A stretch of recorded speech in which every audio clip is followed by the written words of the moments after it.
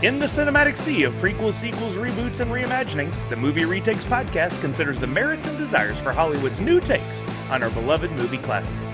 Brothers Matt and Chris Sully examine the latest retake franchises, pitch their own original retake visions, and share their love for the movies that made them. This is Big Sully. And this is Matt, one handsome mother, Sully. I wait every week to see what you're going to do with that opening. Good stuff. Boy. One handsome mother, Sully. Yeah, we're both handsome Sullys, and this is going to be a handsome episode. We are talking about Predator. Anna, this thing is hunting us. All of us. You know that. What the hell do you think you're doing? You're gonna need everyone. I'm taking her back. We're out of here in 5 minutes. You're not going yet. Look, the rendezvous is 10 to 12 miles away from here. You think the chopper's gonna wait? Dylan, we make a stand now. Or there would be nobody left to go to the chopper. There is something else. When the big man was killed, you must have wanted it. Its blood was on the leaves. If it bleeds, we can kill it. Oh boy. I can hear the edit now, the background noise, the jungle. It's going to be very exciting. I'm already very excited. Yeah, and I made a note because I was thinking about we've talked about Predator several times, if not every episode. And in the intro, you talk about the movies that made us, and I feel like this is one of those movies, especially for us, because we actually have a shared memory of seeing it together in the theater when we were much younger. And I feel like that is pretty cool. We have that recognized moment where we're like, we're real fans of movies. You know, this was an awesome experience. And, we got to share that. And that was really cool. And we've loved that movie, and we've seen it so many times since then, and that just won't go away. Yeah, how many people can do a podcast and have a shared experience that's almost 35 years old to talk about in the podcast? Yeah, because this came out in 1987, so we're pretty dang close to it right now. That's incredible, man. Yeah, it's a long time. Yeah, but we, it's maybe not every contribution to the franchise has been solid gold, but it's still really awesome to have something like that. It's kind of like it's harder to do nowadays, which is maybe why we get so many reboots, is to invent this new worlds, these new fandoms, these new characters that can be a franchise and stay with people for a long time. I mean, we've seen it. It's come around with like Harry Potter and things like that. So it is possible. It's just, I guess it becomes really important to us where we have a character like the Predator, and what an odd thing to grasp onto, but it has become a thing. Like, everybody knows the Predator character and world to some extent. And I don't think it's going to go away. I think we're going to keep expecting more Predator movies to come down the line. And that's how this episode's happening. Yeah, it's really interesting. I know we'll get around to talking a lot about the movies themselves, but the fact that it's become, like you're talking about, such a big part of pop culture. Everything 80s has come back around and is getting its reboots and stuff, but also the way it's woven itself into other parts of life. Like Predator was actually just an in-game event in the Fortnite game over the last 6 months, and if you played the game through enough, you could play as Predator. Oh, cool. And they got the detail on it so good. He actually takes his mask off and does that like crouching thing with his arms where he roars and the teeth kind of. Oh man, I didn't play through it that time, and now watching people with that skin, I'm like, God, I would love to have that. That's so freaking cool, man. It is cool. What a great creature design. No doubt. Yeah, really, really awesome. I'm thinking too, we're talking about reboots and stuff, and we've been doing this for a while now. Over a year, is that right? Have we been doing this? Yeah, year and a half. February of last year we started on this. And so now I've been thinking recently that we may have new listeners, and they may come in on any episode. And so just a quick explanation, other than the great intro that my brother reads, is that this is a film review and a film sort of general celebration between my brother and I, but it's mostly going to be about franchises that have existed in some way, and then they're going to do a continuation of it. And so that's what's happening with Predator. They've got some existing movies. They're going to be doing another movie coming out, and we're going to talk about them. We've watched them again. We're going to review them. We're going to then talk about what's upcoming in the new movie. But what makes this podcast very original is that we actually write our own individual pitches that also continues the franchise in some way. And we'll get to that a little bit later, but it's pretty awesome. It makes us very unique because we get to tell our own stories using maybe the same characters or just some offshoot of the characters, whatever. It's our choice. We can reboot it or we can continue it. And it's always fun because we don't get to read each other's beforehand. So it's a surprise to you as it is to us. And it's a lot of fun. But before we get to any of that, I do want to recommend also, if you're new, make sure that you're subscribed to the podcast so you get alerts to notify you when a new episode comes out. Also, join us over on Twitch. We're on twitch.tv/movie retakes. We do a live podcast, or at least a live interaction. I don't know if it's a full podcast, really, with everybody every Wednesday. That's 6 p.m. Pacific, 9 p.m. Eastern. And half the show is movie trivia, which is a ton of fun. You get to play for free, and you can win some stickers if you get the top prize and stuff. And it's generally just a good time. And we'll also talk about what we're watching and stuff like that, and maybe do a film review, but it's mostly trivia. And I got to imagine that a lot of the people listening got here either because they know us or because they're huge movie fans, and this means something to them. If you think you've got the skill, the movie trivia skill, you need to come by on Wednesdays because we got a few heavy hitters in there that have been winning over and over and over again, and it's time for an upset. Come on in there, and you can win some exclusive stickers that we make from our logos for each episode. I imagine if I do a good enough job, there'll be one for Predator one day, not too far down the road. So, yeah, I had some really, really good stuff, and you want to check out those logos. You'll see them with each podcast episode, but also on our website, movieretakes.com. You'll also be able to find the podcast episodes over there, as well as our pitches and anything else that we write about that is on the show, and the film reviews and stuff. You can find over at movieretakes.com. And we get reviews for our podcast from time to time, and we have a recent review. Yeah, we've got a great one this week on Apple Podcasts, which if you're going to leave a review for us, please do it there. Although you may listen in other places, Apple Podcasts is still like the gold standard. And the more reviews and the more follows and the more subscriptions that we get over there, the higher we are ranked in the old polls, so more people can find the podcast. This week's featured review, is from Mad Sweet on Apple Podcasts, and it goes like this. I love how the Sully Brothers put a spin on their own retakes of a remake. They also delve into their own personal interests to give you a peek into their personalities. Their movie trivia is very interesting, and they give movie pitches that would make a Hollywood writer afraid of losing their job. I love that. I also really love both of their Twitch channels, too. #NerdsUnite. Thank you, Mad Sweet. And for that, I will be sending a sticker your way to say thank you for that awesome review. Yeah, that's nice. Thank you very much. All right, so we are going to be talking about the Predator franchise, and we like to play a little game where we ask 3 mysterious questions that will be answered in some capacity throughout the episode. What are those questions? Oh, I love this part because I never read these in advance either. It's always amazing stuff. Question 1. What actor has been in 13 movies with Arnold? Come on, that's crazy. What other sci-fi director helped create the look of the Predator? And finally, which actor required a bodyguard to protect others from him? Mm-hmm. I love it. We'll answer those as the podcast goes on. Pretty exciting. Yeah, before we get to that, though, what you watching?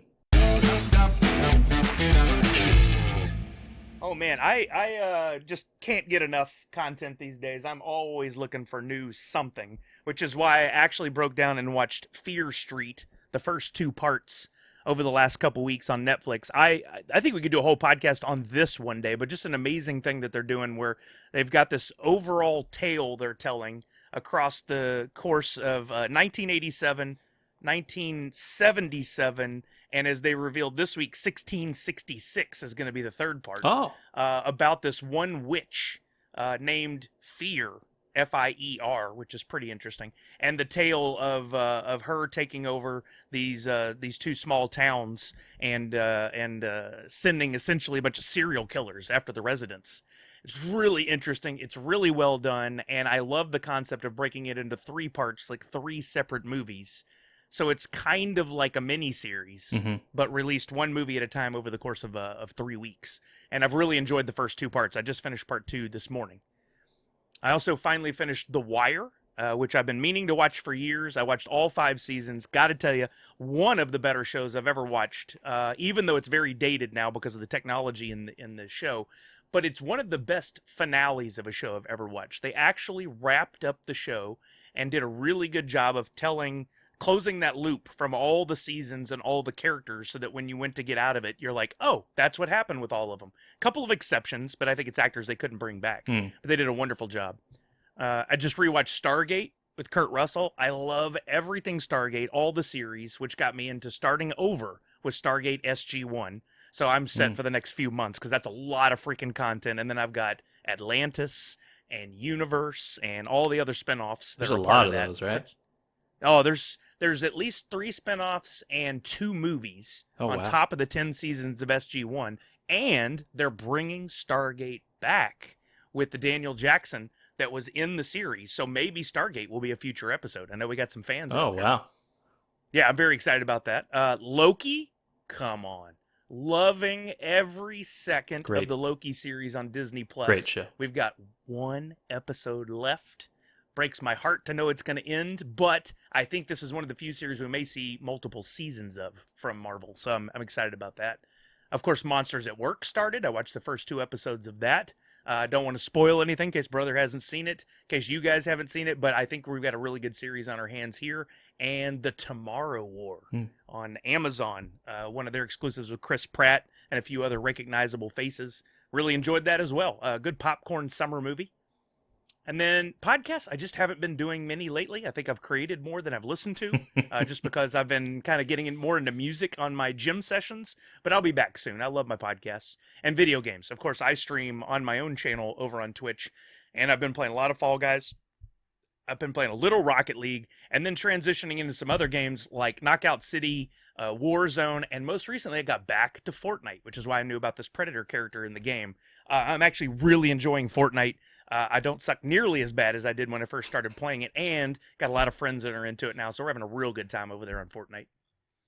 Yeah, considering that's free, I might try and pick that up as well. What's funny is I couldn't remember what you were playing.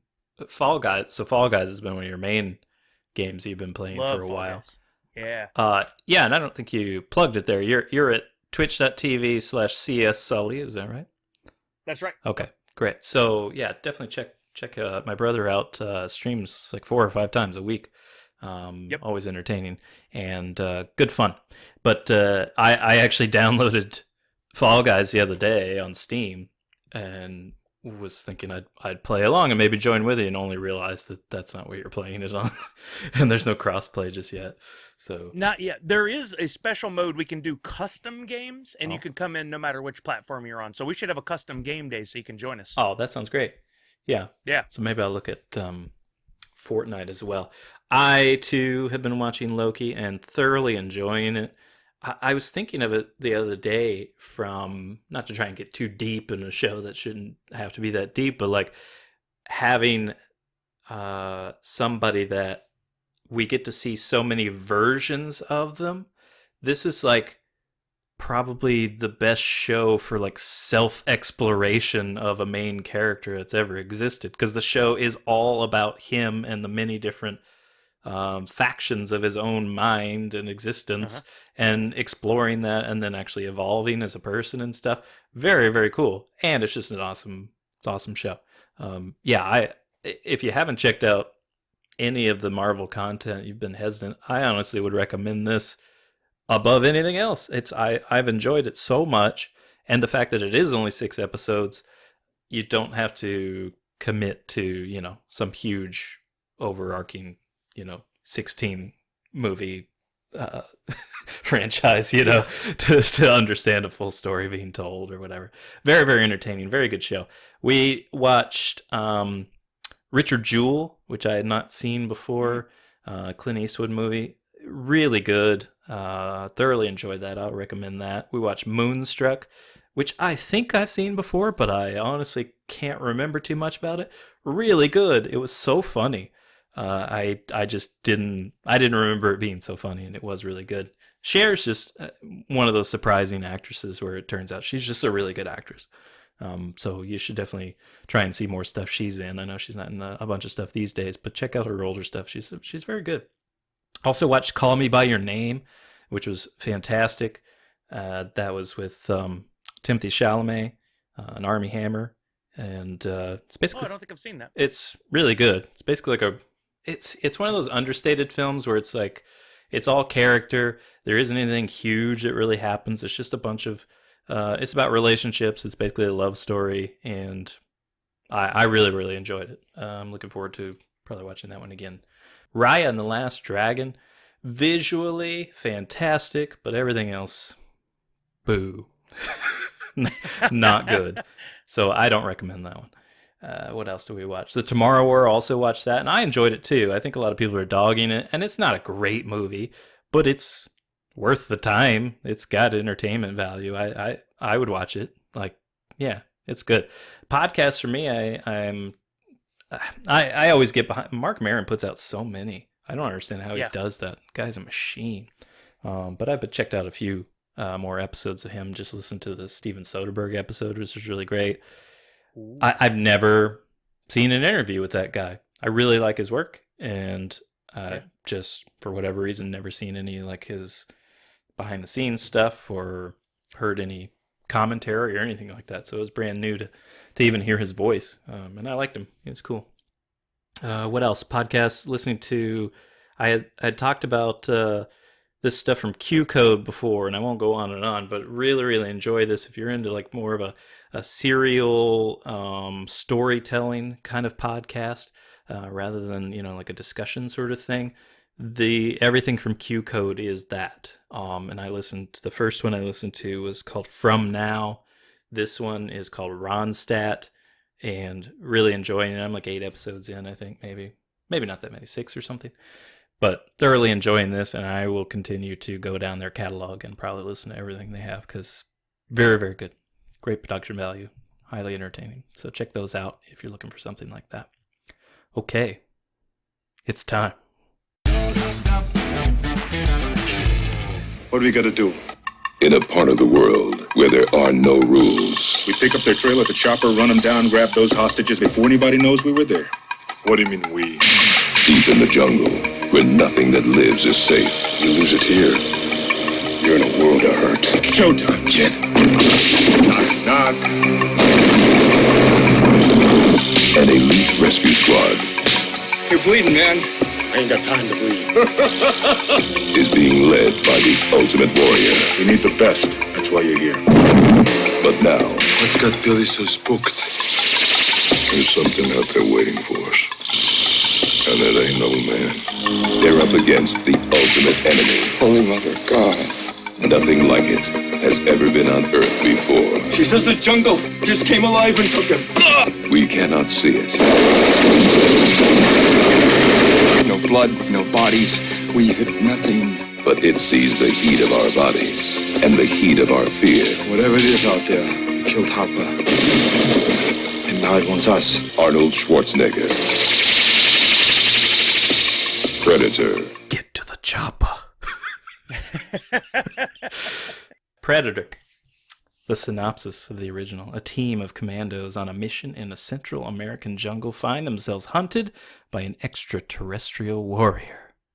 Sounds great. I'll check it out.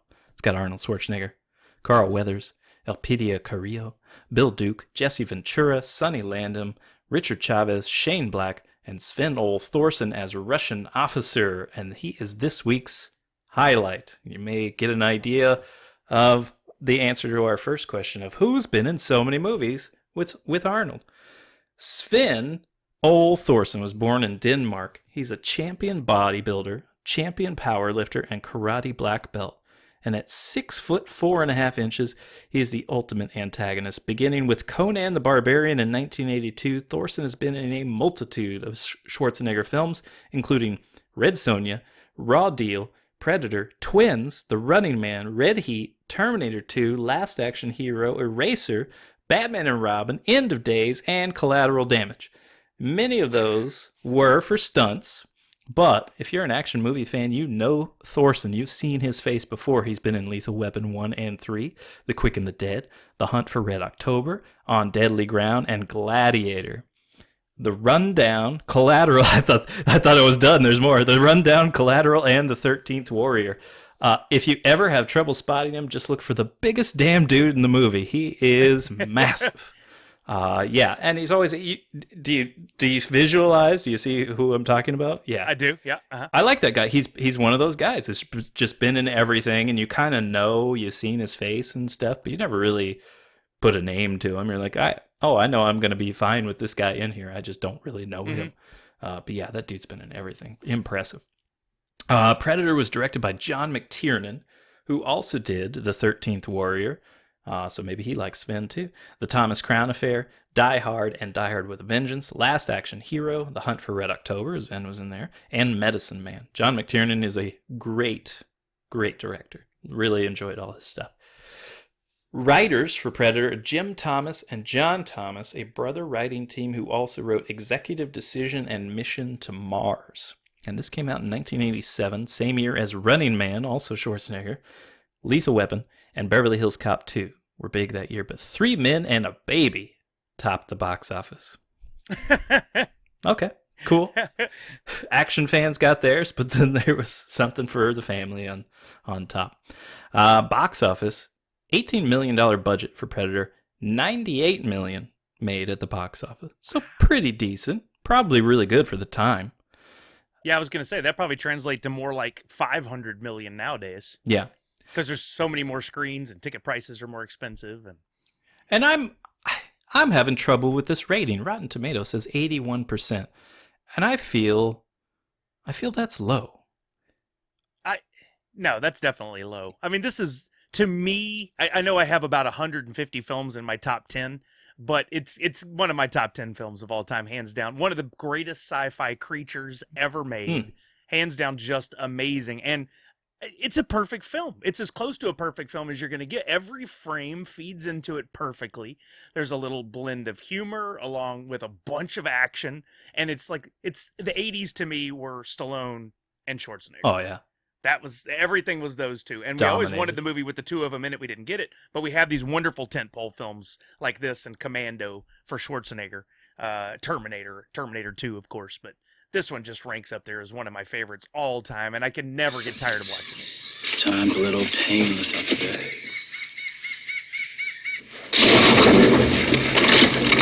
Payback time. Is this a 5-star for you?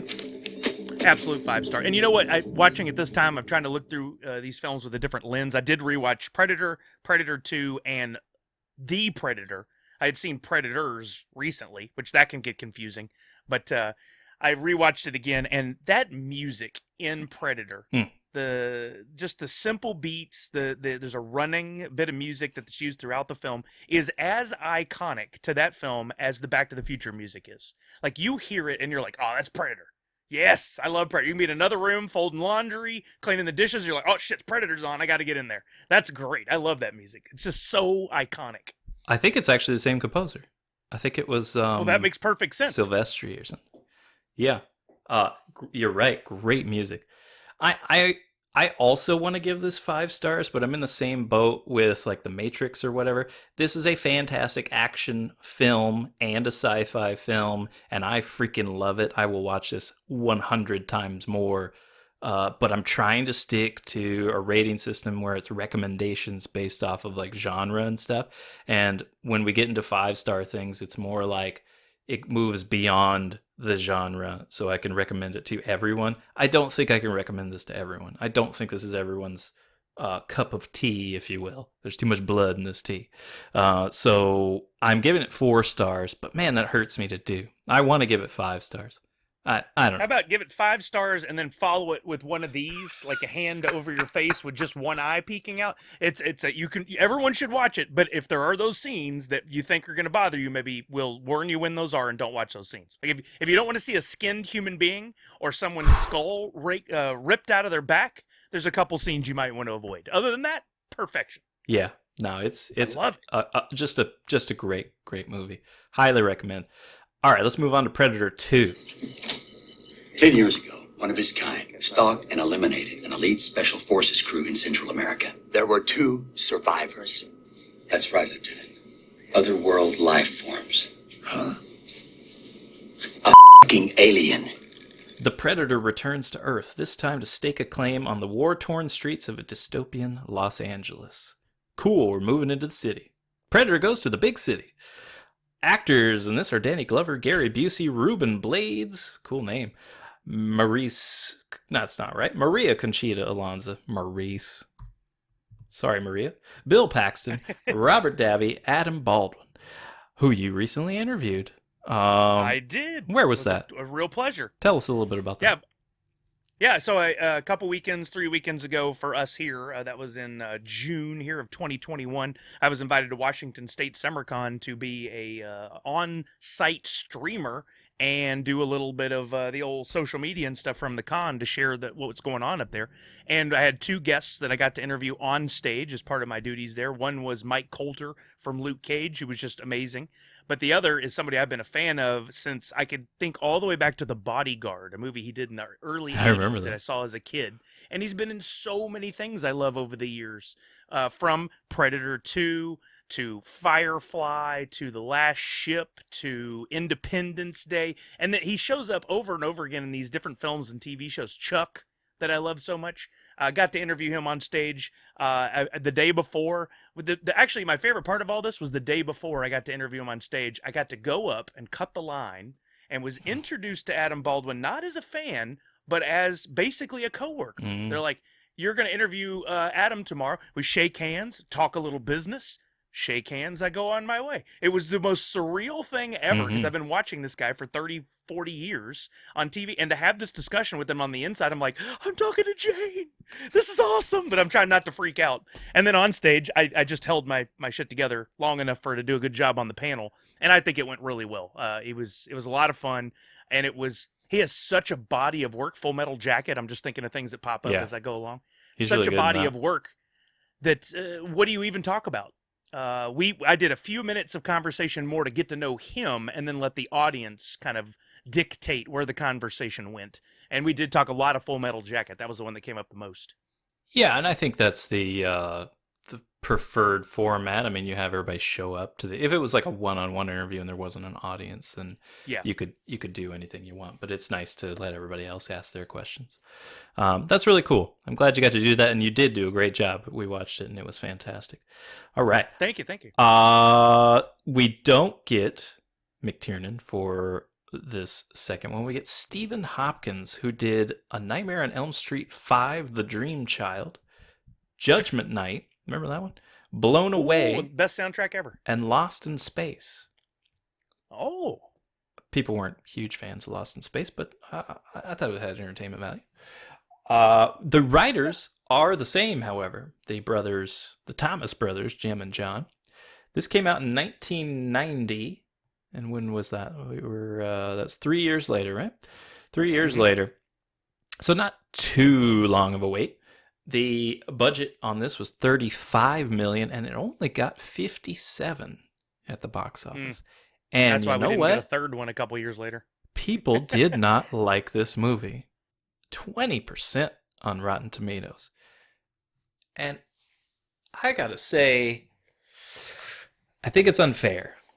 I get it as an initial reaction, and I've been all over the place because I've seen this a few times, and I remember seeing it probably when it came out and thinking it was all right, and then seeing it later and not really liking it that much, and then on this recent rewatch, I liked it again.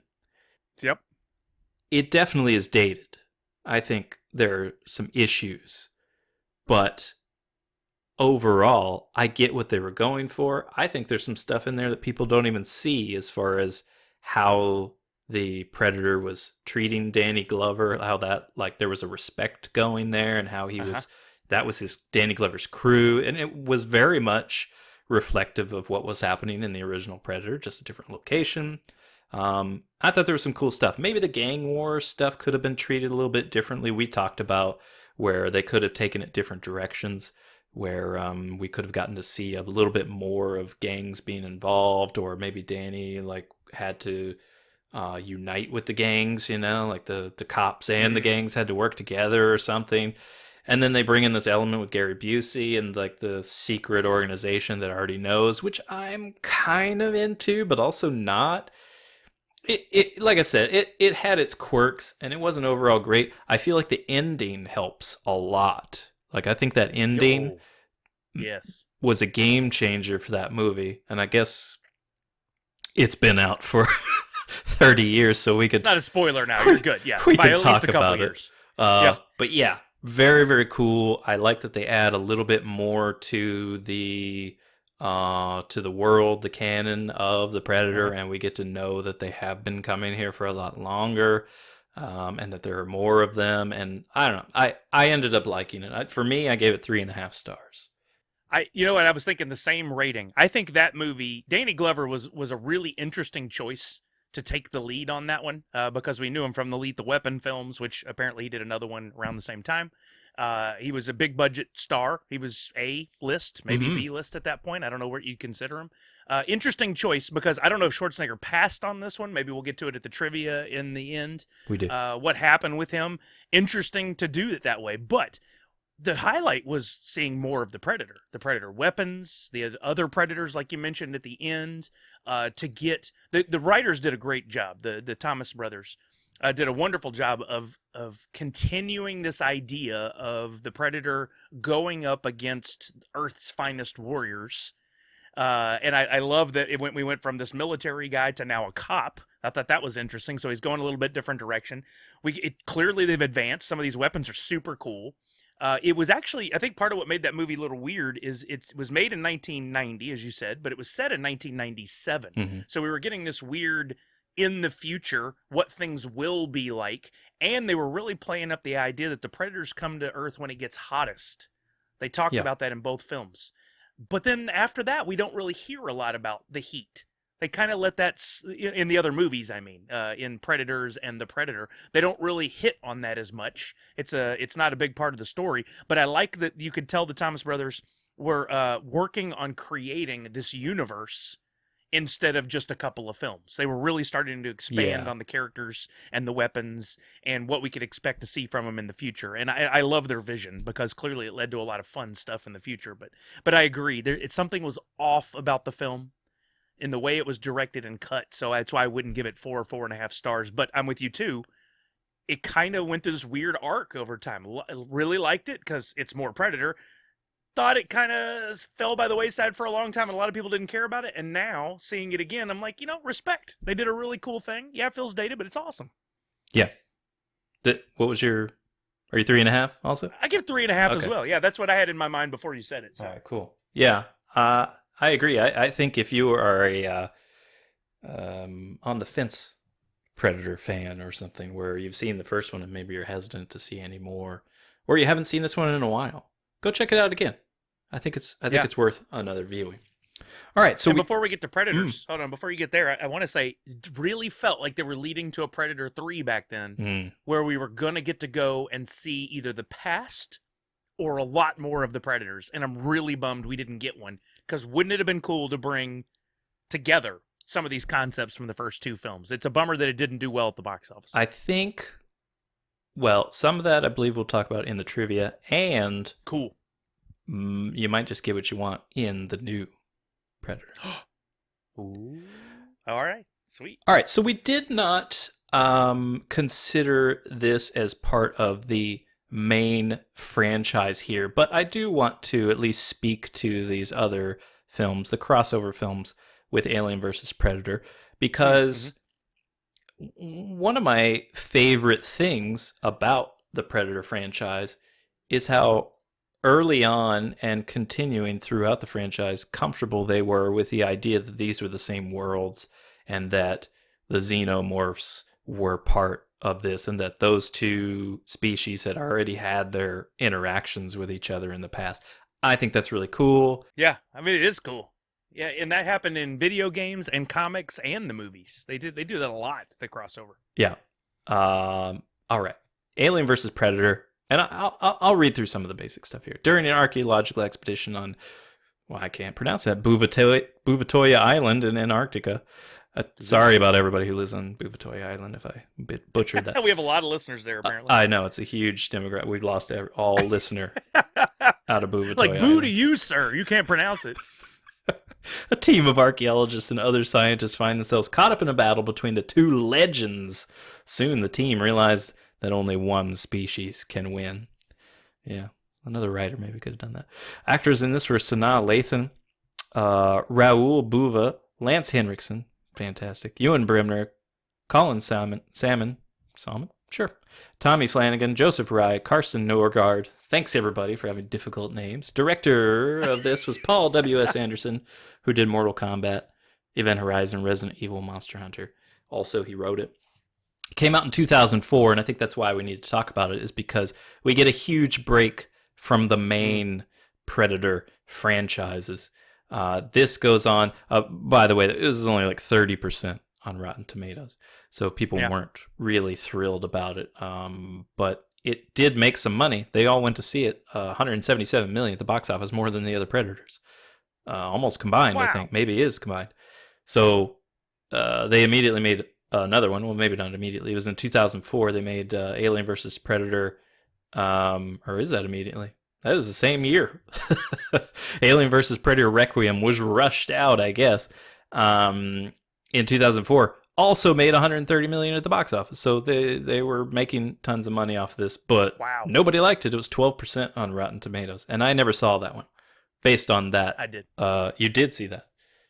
I've seen every one of these movies. I think there was actually 3 of the Alien versus Predator films. Oh, right I there. didn't find another one. I'm sorry. Oh, maybe it was just the 2, but I saw them both. Okay, is that? Yeah, I got a story to go with that one. Oh, I actually had a friend that worked in the movie industry at the time, and would her job was to make sure that when they ever had these sneak previews that like radio stations will give tickets away to, and that it's for press, she would make sure the audience was filled. So we always had tickets to all these sneak preview films. Cool. Every like Wednesday or Thursday, we'd have something we could go see, and we didn't miss that one. And when we went, it was one of the only times they gave away a prize. They had got an actual alien egg from the film that had been like handcrafted, and gave it away in the audience. I was freaking out. I was like, oh my God, it'd be so amazing to have, right? They give it away, and the idiot girl who won goes to her chair, immediately drops it, and it breaks on the ground. Like porcelain. Like you could hear it throughout the theater. And everybody was like, oh! And I was hurt for like hours after that. But got to see the movie for free at least. I couldn't believe she did that. I would still have it in my collection. How cool would that be? That is devastating. God, what a moron. Oh, boy. Wow. Regrets. Okay. Let's get back into the main franchise, and we continue with Predators, plural here. A group of elite warriors parachute in an unfamiliar jungle and are hunted by members of a merciless alien race. Excuse me. I'm just, what the hell is going on here? We're being hunted. The cages, soldier, all of us. We're all brought here for the same purpose. This planet is a game preserve. And we're the game. Cuts to it right there. Adrian Brody, Topher Grace, Alice Braga, Walton Goggins, Oleg Taktarov, Lawrence Fishburne, Danny Trejo, Louis Ozawa, and Marsha Ali. This is directed by Nimrod Antal, who did Vacancy, which, if you haven't seen that, good movie. Like, that's good. Like a thriller kind of horror. Yeah, that was good. Mm-hmm. And he also did Metallica Through the Never, that extended, like music video, which was really good. Did you ever watch that? No, I knew of it, but for some reason I've never seen it. You got to check it out. It's basically just a live performance of Metallica, but they tell like a little bit of a story between it and stuff. Really, really good. Man, those guys are just amazing. Alex Litvak and Michael Finch wrote this. Litvik had written on Three Musketeers. Finch had written November Man, Hitman, Agent 47, American Assassin, and John Wick 4. So he's an action writer. He's got some chops there. This came out in 2010. So what is that? 90? Is that 20 years between the main Predators? Is that right? Oh, if you go from Predator 2 to that? Yeah. It was 1990 to, what'd you say? To 2010. Yeah, 20 years. Yeah, 20 years. That is a big break.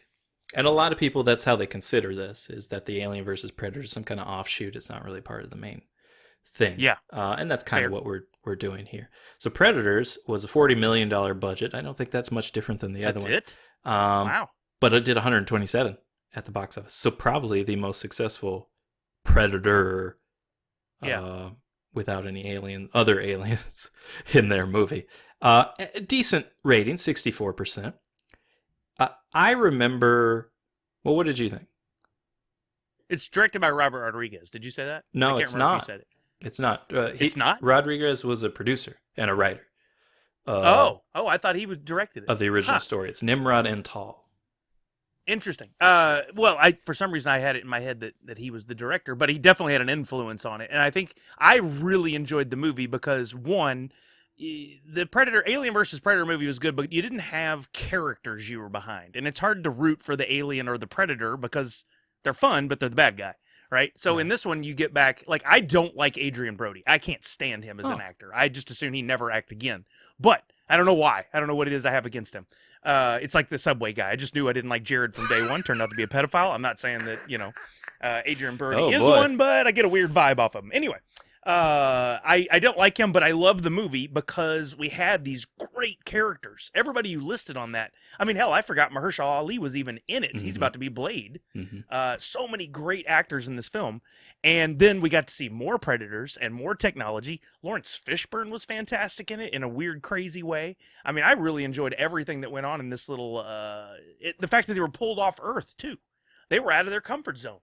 They were thrown onto an island that was like a preserve just for the purpose of hunting, which I thought was really cool. The introduction of the hellhounds that they had, whatever you want to call those. Really enjoyed it. And honestly, I was hoping that was going to be a refresh for the entire Predator universe, and we were going to get a whole bunch more films like that because I really enjoyed it. I would rate that a 4 stars. 4 for you? For me. Mm-hmm. I struggled with this one because it made such an effort to be like the first one. I mean, coming down to repeating the same lines, a lot of the like sequences and stuff were similar. It did also try and introduce some new ideas, some which I actually used in the pitch, where there's these two sort of what I call factions of predator species.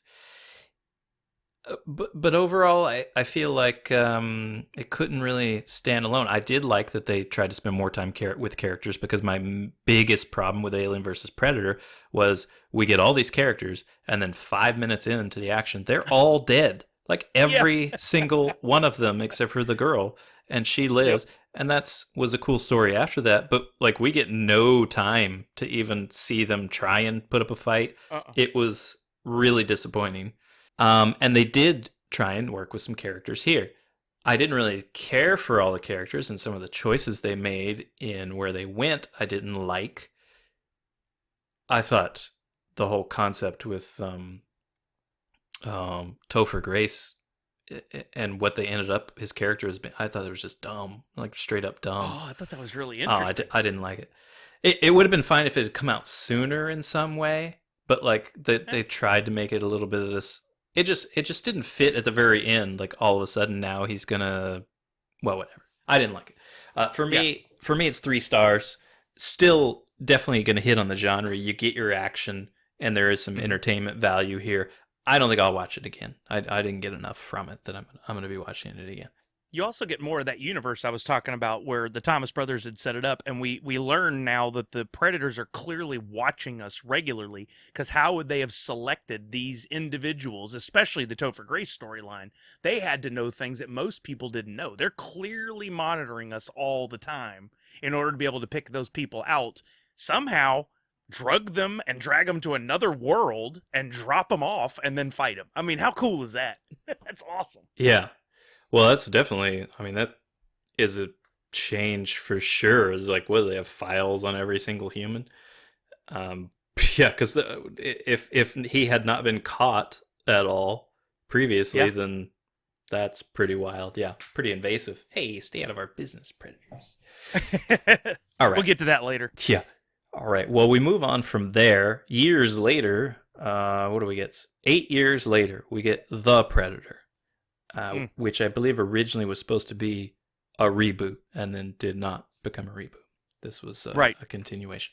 When a young boy accidentally triggers the universe's most lethal hunters return to Earth, only a ragtag crew of ex-soldiers and a disgruntled scientist can prevent the end of the human race. Woo! Boyd Holbrook, I don't know what else.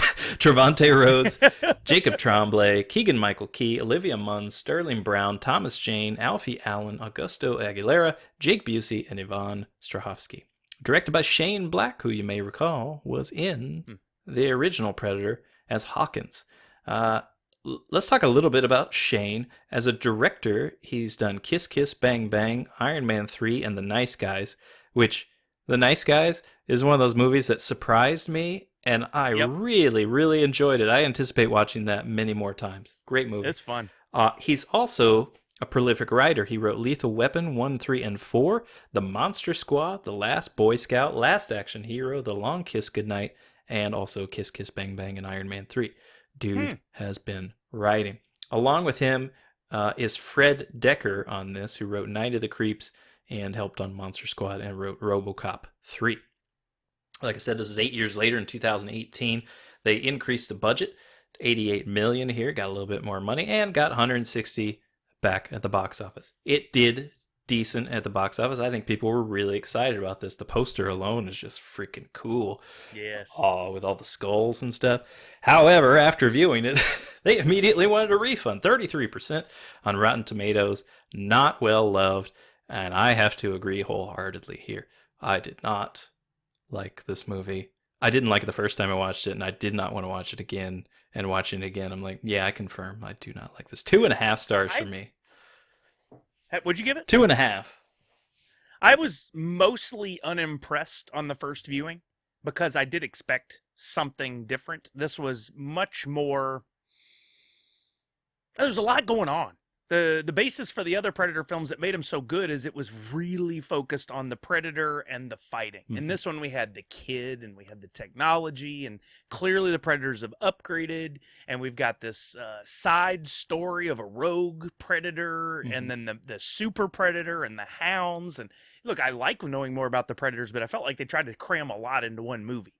Now, I just watched it again yesterday morning. Watching it again, I enjoyed it much more, because I had gotten all that out of the way. I had seen that main storyline and kind of hashed out all this stuff. I really like the group they pulled together. I like Keegan. I really like Thomas Jane and a few of those other guys that were introduced that I had not seen before. I thought they did a good job. I think Boyd Holbrook was the thing holding this one back. He's a good actor. He's decent, but he's not a leading man. No. I think if you'd had a better leading man in there, somehow, I don't know who you'd pick for that particular movie to set in that time and go the way it did. I think it would have been much better. But I enjoyed finding out more about the Predators, and then somehow I don't think I finished it the first time I watched it. I must have fallen asleep, because when I watched it this time, I got the big reveal at the end of the thing they found, which I don't want to ruin for anybody because that is a big spoiler for the film. Right. But if you haven't seen it, you need to watch it because that last part is pretty key. It's pretty neat. Yeah, it seemed well, like actually, you know what? Well, I'll talk about it in a minute. I'll talk about it in a minute. I'll get to that. Well, that's fine. Yeah, it seemed like they were setting it up for an immediate sequel. Yeah, and it sounds like it made enough money. But nobody liked it. Wow. Yeah. I think there was an immediate bad taste there. I honestly think, like, with the success of horror films, horror films do really well at the box office, especially the ones that have a medium-sized budget. The word Predator is going to put butts in seats. I think people go to see the Predator, not the rest of the film. So you could just make another Predator film that's one guy versus a Predator, and I think it's going to make $150 million at the box office. You're not wrong. Like I feel like if you treated this more like a horror film, like treat it like the Saws or something. Just do a formula, which is where I feel like Predators was trying to do. It was trying to go back to this jungle. It literally, probably somebody said, we're taking it back to the jungle. And that's exactly what they did. Like, we're remaking Predator just with a different group of people and add a little bit here and there. And you're right, this one is muddled with way too much going on. The whole story with the kid was just dumb. We didn't need that. I'm never going to refuse Olivia Munn being in a movie, but even her part was like, what are we doing here? And the thing with the scientist, it was the lead guy who was also supposed to be kind of tough, but I never believed that. I would have liked more, if they're going to go down that road, continue with Jake Busey. Like, I was going to say, they wasted a good Busey. You got we had a good Busey. You got one of them good Buseys. Yeah, Jake is a wild man too, but yeah, I'd give him more screen time. Yeah, and the whole thing with where I did sort of enjoy the two different types of predators in Predators, here where they're doing this story where they're going around collecting the universe's DNA to create this uber predator is just so stupid. Like, if you're already a superior being, you don't go collect human DNA to be better. You're already better than humans. Yeah, I just totally disagree with every choice they made. I thought it was really, really bad. There are some explosions, and you get some cool gadgets and stuff like that. So that's why I'm giving it 2.5 stars. Hell, probably a stars in there just for Olivia Munn. But I'll never watch this again. I can't go recommend. just slightly higher at 3 stars. 3 stars. I think part of the idea behind this film was to probably try to introduce it to a wider audience, and that's why they thought they needed to put so much more into it. I think, as in most cases, I think most of the Hollywood head-ups have their heads up their ass and don't really know. Like, they think they're being real strategic in telling us what we're going to like. They need to let the artists do the art, because there's some great films out there that are probably never getting to see the light of day, and just let somebody make a good Predator film. Stop trying to be all up in it. Well, that's the thing. And what is a good Predator film? Do we want the same thing? Do we want a cookie cutter? Do we want just take us back to the jungle every time? I like the idea, like with Predator 2. I like the idea they took us to an urban jungle, if you will, and we had, some different characters. It was kind of the same thing, but a little twist. We didn't get too much. So that's where I feel like it deserves more of a viewing, because it tried to be a little bit on its own, but also tried to play into the same sort of thing that we got in Predator. So maybe just stick with that sort of thing. I didn't. I went a completely different angle. I don't know what you did. But that's what we're going to get into pretty soon. Before then, though, do we have a keyword? Oh, yeah. For those of you listening along, every so often we will do a giveaway. We'll have another one eventually. That really boils down to me getting my button gear to set it up. But you do have a keyword that you want to jot down somewhere and keep a hold of. If you got to this point and you don't get the keyword right, that's on you. And if you try to cheat, I'll delete your entries anyway. Your keyword this week, think back to the original Predator film. Your keyword, so it's not too easy for people to figure out, is scorpion. Scorpion. Scorpion. There you go. That's the one time we're going to say it. And if you cheated and skipped the rest of the podcast to get here, shame on you. Listen to the whole thing. We put a lot of work into this. Come on. Over here. I was just trying to be creepy. All right, so it's pitch time. Like I said at the beginning of this wonderful podcast, we make original pitches every time. Brother and I each write our own pitches, and we do the full thing. Like, we're telling you the whole story here. We also pick a director. We cast it. Maybe not completely. I was pretty lazy on this one. Just did 2 people. But we try and make it a full package here for you, so you get the experience. So I recommend, or Brother usually recommends, that you go and read along. It does make it a lot easier. So I'll have this up on the website, movieretakes.com. You can go check it out. But, sit back, relax, get something to snack on, because we do tell a whole story here, and it's really entertaining, and you want to be immersed in it if you're not already. Who's going first? I lost track. I want to say I went first last time. I don't remember. You want a rock, paper, scissors for it? I cannot recall. No, I'll just You go I'll first. just You go first. I could see that being we would do the same rock for like 20 minutes or something. We might think alike occasionally. Okay, cool. So I did pinch a few concepts from that were introduced in other Predators. I liked that they were trying to take it different ways, and I gotta tell you, I did not look at the trivia from these movies before I wrote this. I wrote this before, so there is some trivia stuff that comes up later. And I'm like, well, thanks a lot, guys, that are a little bit similar. But that said, here is Predator Invasion. Casting here is Christopher Hivju as Holt. You'll know him as Tormund Giantsbane in Game of Thrones, or Rhodes in The Fate of the Furious. Yeah, I like him too. Journey Smollett as Decker. She is Letty Lewis from Lovecraft Country. Really enjoy both of those. I'd like to see them in more stuff, and you're going to get to see it here.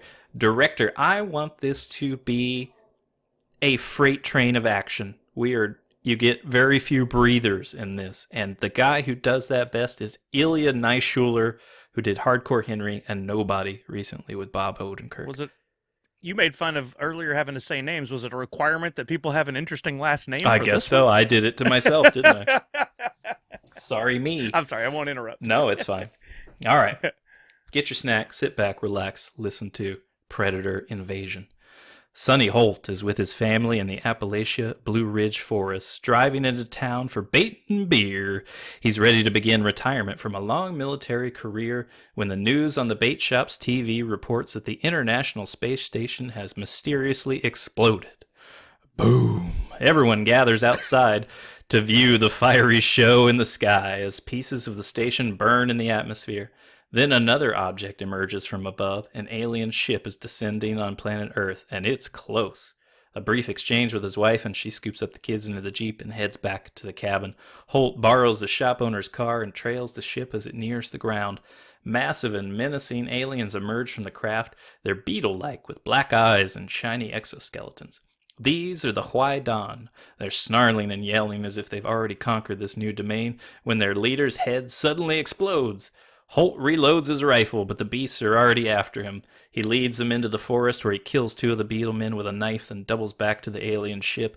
He takes out the pilot and an engineer and hijacks the ship, using its weapons to kill the rest of the squad on the ground. This guy's a madman.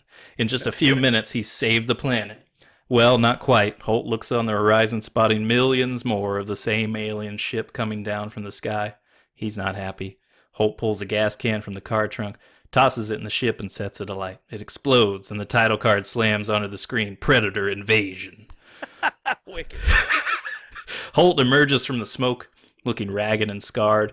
We follow him into a camouflage bunker entrance where dozens of similarly battered people are gathered. We discover it's been a year since the invasion, and humans are losing the war.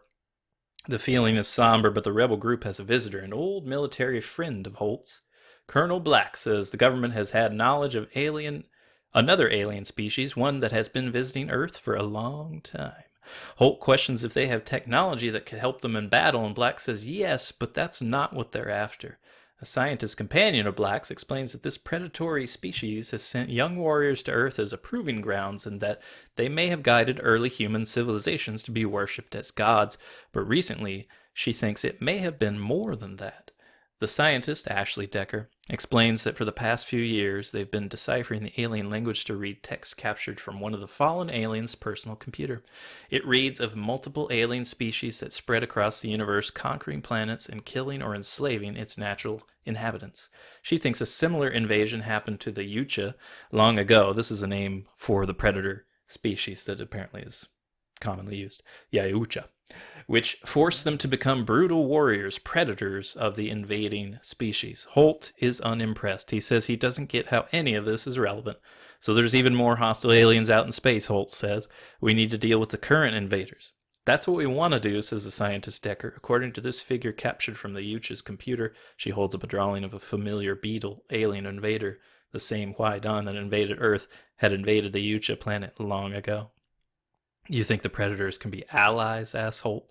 Yes, she says. What we're hoping is that's the real reason they've sent warriors here over the years, as a test to see if we could help them if the time came, maybe to create some kind of space UN. Or they think we're easy pickings, says Holt. Do you have a way to send them a message? No, Decker says, but we have the coordinates to their planet and a ship that can get you there. From what we've heard, you already know how to pilot one.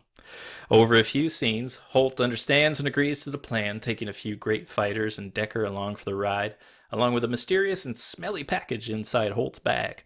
They reach the Predator planet and land, but no one is there to greet them. Holt snaps to a realization and shouts for everyone to take cover. As he ducks, a shot fires where he was standing, killing the man behind him. The group get into a firefight, and when it seems they're overrun, Holt pulls the smelly thing from his bag. He rushes out to open ground, holding aloft the head of a beetle invader, the Huaidon. Holt drops his weapon, and several of the Predators step forward, talking amongst themselves. Holt's companions are led from hiding, and then all shot with stun blasts. They wake in a prison cell. They hear shouts and rumbling above them. After a brief discussion of how screwed they are and getting to know the supporting characters some more, the cell door opens and they're all taken down a long corridor where the shouts and rumbles get louder and louder. Along the way, another prisoner joins them. He's one of the Yucha, and he is severely scarred. His left arm is severed at the elbow in what looks to be a very recent injury. The group ends up in an armory surrounded by blood-stained chess pieces and an array of weaponry. The one-armed Yaucha grabs an axe from the wall, and Holt understands the situation. They're meant to prove themselves in combat. What that means if they live is unclear, but living is a more immediate concern. Even Decker has no choice but to suit up, and she's terrified. The doors to the Coliseum open, and Holt's team is forced into the arena.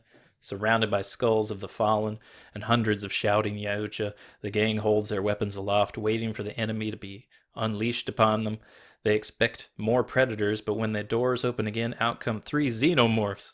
The creatures rush, and a great battle ensues. Holt loses 2 of his crew, and when the Yucha is pinned by one of the xenomorphs, Holt manages to save him. The humans are victorious, allowing them an audience with the Yucha Council. Their one-armed friend is taken away. Decker is able to communicate with them through writing, explaining the situation on Earth. The Council appears to be compiled from 2 factions of the same species, one smaller than the other, and though the humans can't understand their spoken language, it is clear the factions are arguing. A member of the low faction tears loose his royal-looking garb and rushes one of the high faction members, scuffling and tearing at each other. The lead council person, one from the high faction, finally raises his hand and silences the group. The fight stops. He nods to a guard who brings the group earpieces. When the council person speaks again, it's in English. He says their people cannot help. They will let the humans live, however. They can leave in the morning. Holt shouts at him, "You may as well kill us now if you send us back to Earth without help. We're all dead anyway." The humans are put back in prison where they discuss what they've seen. They wonder what could cause these warriors to argue. Weren't the Huaidon the enemy of the Hyucha too? What would cause them to hesitate going to war with a species that brought war to them so long ago? Before they can get answers, there are explosions outside and the cell door blows open. It's their one-armed friend, Lefty. He says he's escaping and they should come with him. I never skip an opportunity to use that joke. Lefty. Damn, says Holt, seeing the dead guards outside. They'll think we did this. Then we just stay here, asked Decker. Hell no, says Holt. If they're going to blame us for murder, then we may as well do a little murdering. They follow Lefty to the armory and suit up again. And they head back down the tunnels to see dozens of guards blocking the path. Holt hears a growl nearby and spots the xenomorph cages. He busts the lock and opens the cages. While his group ducks for cover, the xenomorphs pounce on the guards and shred them to pieces, running off into the night. Holt, Lefty, Decker, and a couple more of Holt's crew battle their way to the airfield where Lefty is searching for a very particular ship. It's fancy, more ornate than the others. He gets it fired up and they all get aboard, taking off, only to be chased by more ships. They quickly discover this ship wasn't made for combat. Holt is yelling at Lefty for stealing a dumb ship while Lefty is searching through the ship's computer for something. Holt's trying evasive maneuvers to outrun their pursuers, but the ship is blasted, forcing them to find a nearby moon. They crash land on the moon where the chase continues in low gravity. I thought that would be really cool visuals where like they're kind of jumping from tree to trees and stuff, you know. Oh, yeah. Yeah, it'd be really neat.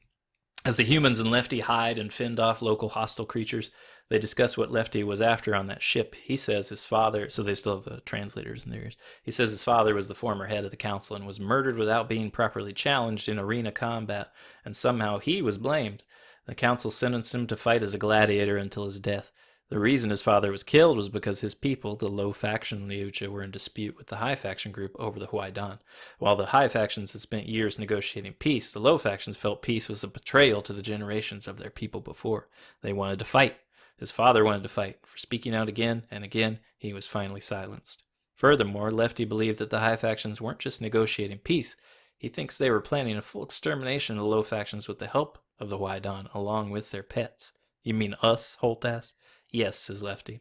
The humans and several other species were being groomed to battle alongside the Yucha when war with the Huaidan returned, but the high faction group felt this idea was foolish and didn't see how any other species could work together with them. The ship contained messages between the high factions and the Huaidan about their plans. The ship they stole belonged to the new head of council. And you think that information will do what? Asked Holt. Hopefully bring awareness to all the Yautja citizens who might not agree with the corrupted high faction leaders. Hopefully it can unite their people and make the extermination of the Huaidan a common cause. Or it starts a civil war and we're all screwed. But it's the best plan we've got to get help back to Earth. Let's get you back to your people. They defeat their attackers, losing the other humans in the skirmishes. It's only Decker, Holt, and Lefty who reach one of the fighter ships, but before they can board one, a host of Huaidan ships enters the moon's atmosphere. The head of council must have called in his friends, says Holt. It's a virtual blanket of ships with no way through. Decker says they can use the ship's cloaking feature, but Lefty says it won't work. The Huaidan tech sees through it. Lefty hands Decker a small device and says it has everything she'll need to convince his people of the high faction's treachery. Lefty boards one of the other ships and takes off towards the wall of Huaidan ships. He arms his self-detonator and explodes as he reaches them, creating a hole of escape for the others. Holt and Decker fly through it, heading back to the Yucha homeworld. They're in various dogfights on the way, and Decker discovers the device Lefty gave her is destroyed. Oops. Holt says it was like that egg. Oops. You had to hold on for 5 minutes. Holt says it was a loose plan anyway, unlikely to work. What their people really need is a reminder of their past, to remember their former enemy's genocide of the Yautja. Decker says she wants to use the cloaking feature, and Holt reminds her that the Huaidans will see through it. She says it's not to hide from them. There's another trick the cloaking feature does. We cut to them entering the Yautja planet's atmosphere, but the Yautja ship looks like a Huaidan fighter. Behind them are several more Huaidan fighters still chasing them down. It looks like an invasion. Holt opens fire on any and everyone he sees, low and high faction alike. Soon the Yautja have assembled and are shooting back at all the ships who have begun to return fire. War is underway. Holt and Decker escape, return to Earth, where he is reunited with his family, and they tell the others what happened. Someone asks, well, will it work? And a noise comes from above. They go outside to see hundreds of Yautja spacecraft coming down to Earth. I'd say it worked. It's practically, the title card slams onto the screen once again. Predator Invasion. Yeah, I love it. I love it. That's great. It totally went a different direction in the last part there than I expected. I really dug it though. That's cool. Thanks. Yeah. And you did it with minimal crew there. I like Lefty being added to the I'd like the posters, the character posters, Lefty. Yeah, I mean, there's other humans in his crew, probably like 4 or 5 of them, but I just didn't give them much like individual screen time. They would get something. Cannon fodder. Yeah. But I think that was great. Could be a lot of fun. I really enjoyed that. Yeah, I would totally watch that. That's fun. I like that we see more of the predators. We get to know a little bit more about them. That's the slow unfold throughout the films before we really get to know them fully. I love that. Yeah. Yep. All right. I don't know if I can follow that up, but because I went a very different direction. I tried to pare mine down just a little bit from previous ones because I had gotten a little wordy, but I've always wanted one thing in the Predator films. I want these movies to actually all tie together with some characters. Okay. I hate that we're always jumping all over the place. So I have gone right at this one in a movie I call Predator Retaliation. Ooh. And I am going to have it directed by Robert Rodriguez because I like his action stuff and I think he could do it. Plus, there's some special effects involved in all this, and he seems to be really apt at that, so should be good. Even though I didn't care for it as much, I did continue this on right towards the end, or right after the end of The Predator, because it's canon already. Sure. A reboot at this point would just have people going, but what about the other stuff? We're just gonna keep going. I'm not gonna tell you all my casting. I'm gonna unveil it as I go. It's set 6 months after the events of The Predator. We open on a Predator mothership somewhere in deep space. Transmissions from the events of the Predator have made their way back to the ship, and several of the Predators are reviewing the footage and are clearly pissed off. Without any kind of translation, we see them communicating with their homeworld, where a king predator of sorts begins barking orders at his underlings, and they are feverishly punching keys on devices around them, causing screens to light up like crazy. Clearly, their super predator was not the unstoppable killing machine that they had hoped for. The predators, who had watched and tested the human race for hundreds of years, picking off the best of the best and integrating what they had learned and taken from them, were pissed. The approach of sending a few predators here and there was over, and it was time for an army of predators to destroy Earth, before the people could do it to themselves. Back on Earth, we returned to a base deep in the mountains. Several men in uniform were standing at attention in a large office, facing the only desk in the room. The chair at the desk is facing the opposite direction, and a plume of smoke rises above. Angrily, the voice from the other side of the chair yells, "We do not have time for mistakes. This mission is underway whether you like it or not, and we will not lose this war. If we take an L on this, we all die." With that, the chair spins around to reveal Garber, Adam Baldwin's character from Predator 2. "I don't want to die. Did you hear me?" He's back, baby. Now he's in charge. Garber excuses the men and immediately turns to his computer and begins a secure video transmission. "It's time. I don't care what it takes. You get me the team I asked for, or we're simply not going to be able to make it. They've been down this road before. They know what can happen if they don't step up. Get me my team, damn it." Begin the montage of military units visiting remote locations around the world. One by one, we revisit old faces as these units convince Brackett, Olivia Munn, McKenna, Holbrook, and Royce, Brody, at each location. The stars of the previous Predator films are shown photos and video from the events of the Predator. That's all it takes. They all sign up immediately. The last two, however, are a little harder to track down. Harrigan, Danny Glover, has long since retired from the force and has seemingly disappeared from the face of the earth. With the help of the newly formed team, they finally find him deep underground. He's built his own base and has clearly been researching the Predator race for years. He has his own collection of souvenirs, including the pistol given to him by a Predator at the end of Predator 2, on display in his war room. It takes some convincing from the team, and he of course proclaims that he is way too old for this shit, but eventually signs up. Interesting side note, did you know that Danny Glover and Arnold Schwarzenegger are almost the exact same age? They're only 1 year apart. I did not know that. Isn't that crazy? Yeah. All right, I'll go back to it here. Searching for the final team member sadly ends in a bust. Dutch, Schwarzenegger, proved even harder to find. He clearly did not want to be found and had long since vanished. The team eventually returns to the base to begin prepping for the next wave. They know something is coming, and they have to pool their knowledge together to defend the planet. They return to the base, and as their vehicle approaches the gate, they come upon a man walking towards the base.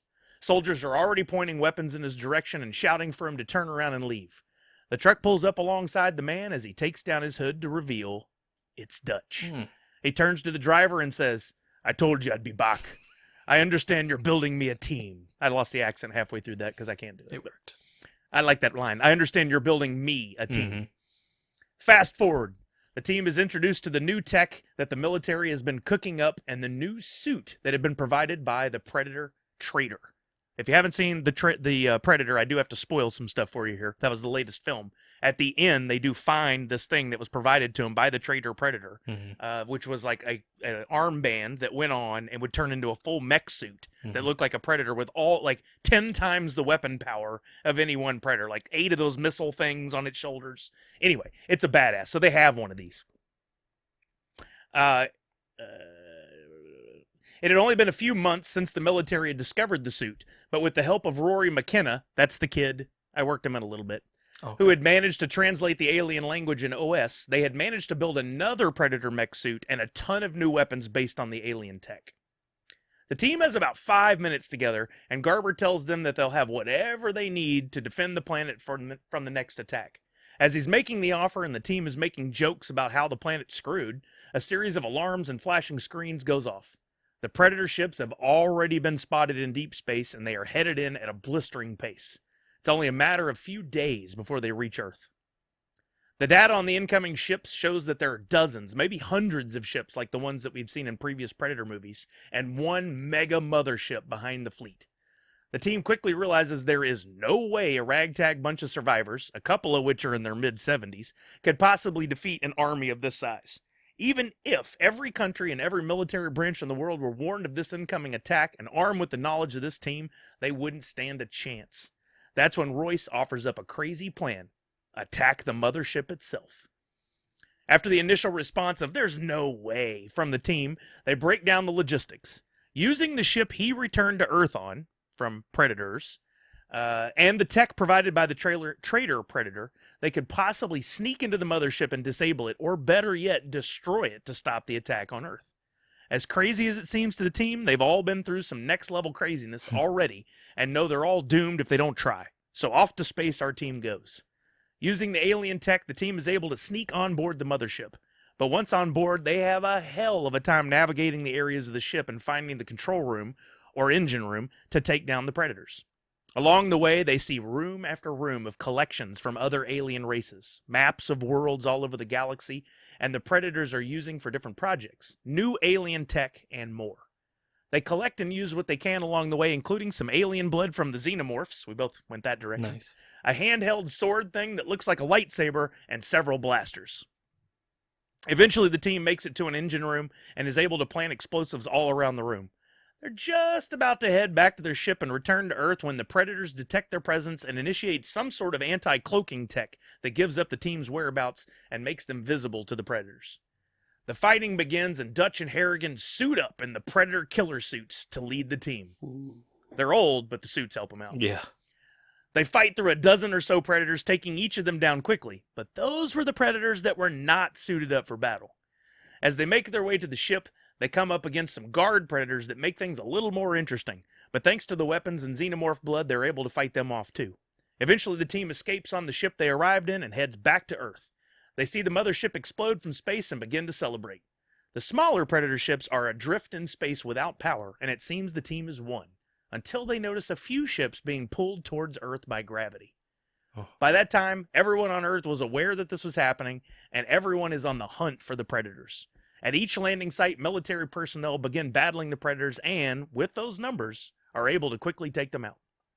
The team returns to Earth to celebrate the win properly, but the movie ends with Garber reporting that at least 6 of the ships were caught in Earth's gravity were never located, and it looks like there's still some work left for the team. Who's ready for the Predator Hunter series? Nice. I like this lead into series. I want this to happen. Yeah, you've been doing that like the last 3 or 4.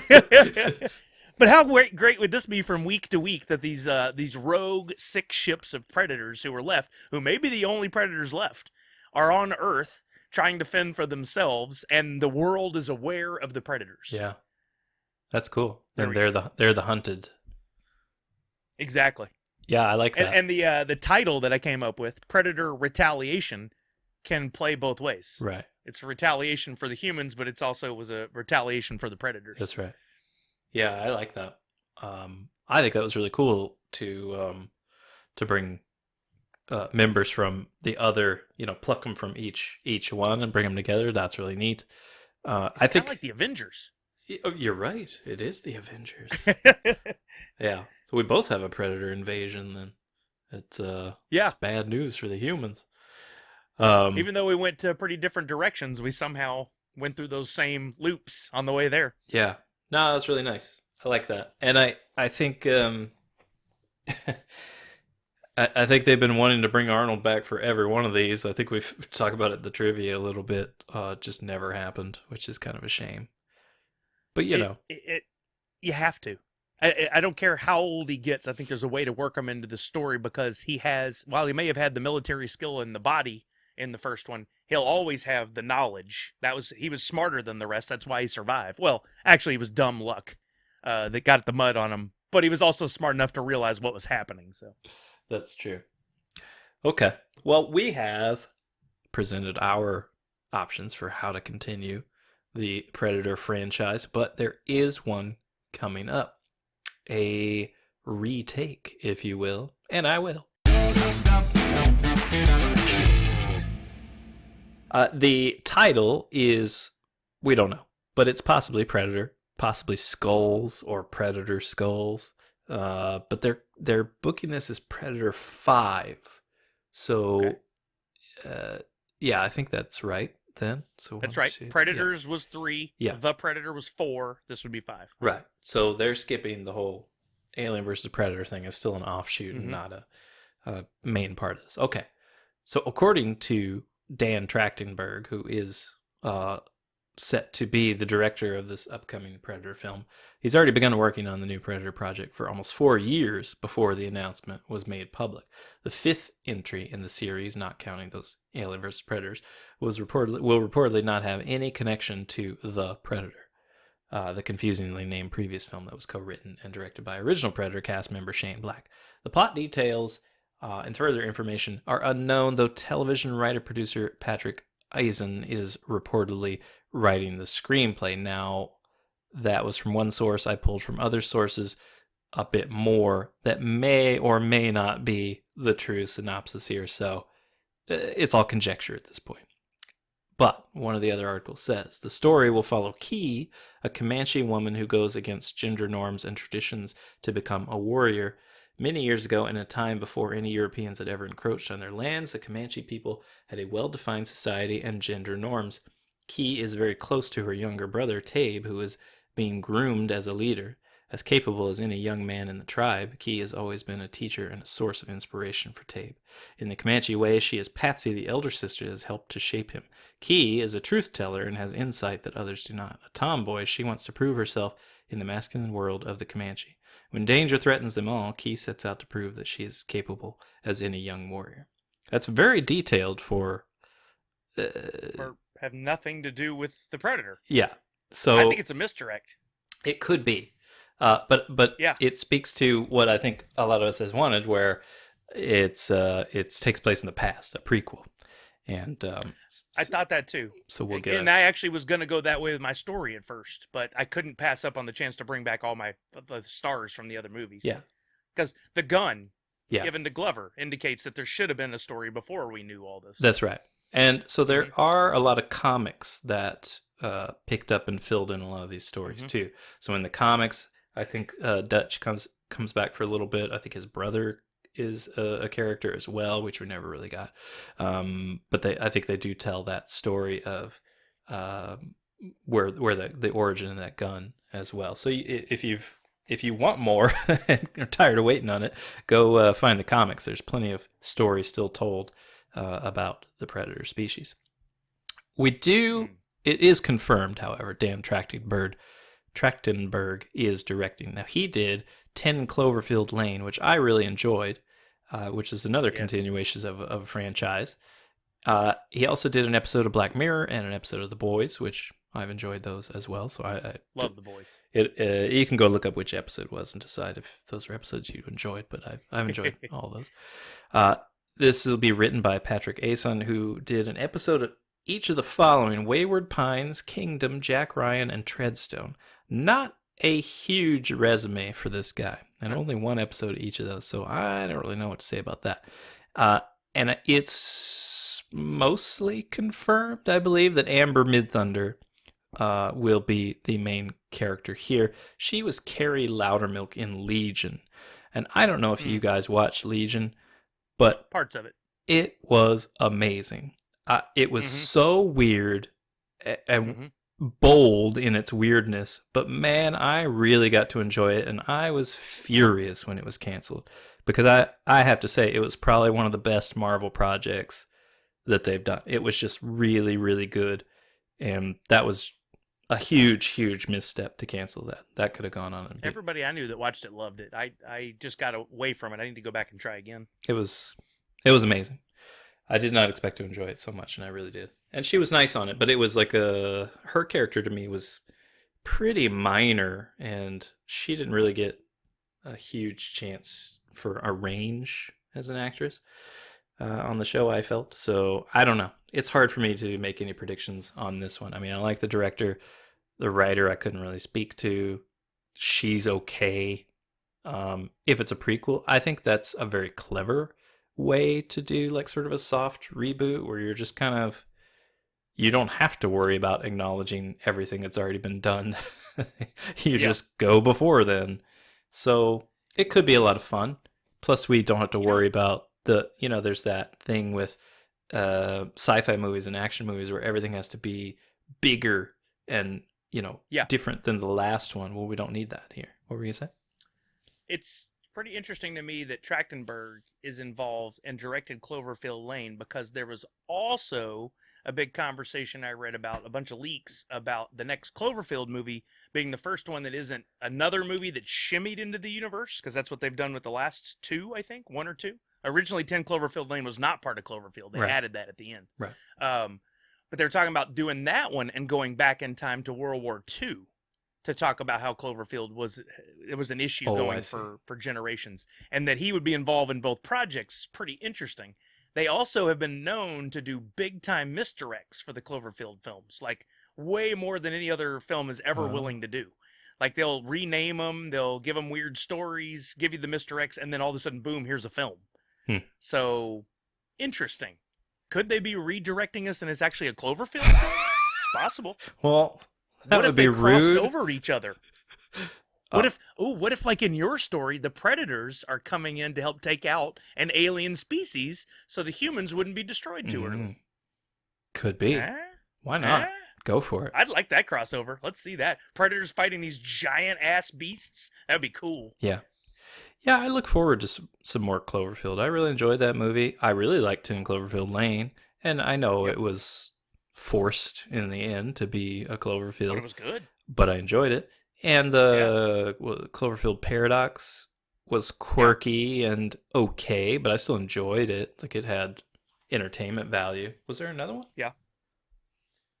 No, I think those were the two that were it. shimmied in. Okay. Yeah. So I don't know when we'll get another one of those, but I'll definitely watch it. And I'll watch this. It doesn't matter. I'll watch the next Predator. It doesn't, again, if you put Predator in the title, I'm going to go see it. Yeah. And I think a lot of other people will. I think you can minimum 150 million if the theaters are back open and we're not mid-COVID. Yeah. Okay. Well, let us know what you think. Are you a fan of the Predator franchise? Which one's your favorite? Would you watch another one? And would you want it to be a reboot? I could totally see that being a thing that people would actually welcome for this franchise, as it has gotten a bit convoluted and, gone off the rails a little bit. So maybe it does need to be reined back in and bring it back to the jungle, if you will. All right. Well, we still have a little time and a lot of trivia to get through, so... Okay. Most of the film was shot under the original title Hunter, as can be seen on clapperboards in the outtakes on the special edition DVD. Jesse Ventura was delighted to find out from the wardrobe department that his arms were 1 inch bigger than Arnold Schwarzenegger's. He suggested to Schwarzenegger that they measure arms, with the winner getting a bottle of champagne. Ventura lost because Schwarzenegger had told the wardrobe department to tell Ventura that his arms were bigger. Yes, that's great. Oh, it's exactly what I would expect from Frank's two guys with egos like that. That's fantastic. Yeah. The invisibility cloaking effect was achieved with a bright red suit because it was the farthermost opposite of the green of the jungle and the blue of the sky. The red was removed with chroma key techniques, leaving an empty area. The take was then repeated with the actors using 30% wider lens on the camera.